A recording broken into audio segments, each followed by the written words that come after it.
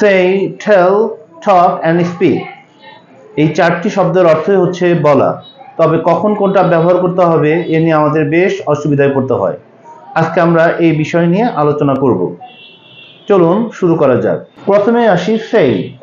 সাধারণভাবে কোনো কিছু বলা অর্থে সাধারণত সেই ব্যবহার করা হয়। For example, he said he was tired. Tell সাধারণত কাউকে কোনো কিছু বলা অর্থে টেল ব্যবহার করা হয়, যেমন he told me the truth. Talk সাধারণত আলাপ আলোচনায় বা কনভারসেশনে টক ব্যবহৃত হয়।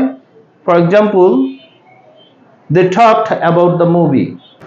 এবং স্পিক সাধারণত ফর্মাল ইংলিশ অথবা সিরিয়াস কোনো বিষয় নিয়ে আলাপ আলোচনাতে স্পিক ব্যবহার করা হয়, যেমন দে স্পিক ইন ইংলিশ অথবা may I speak to the manager.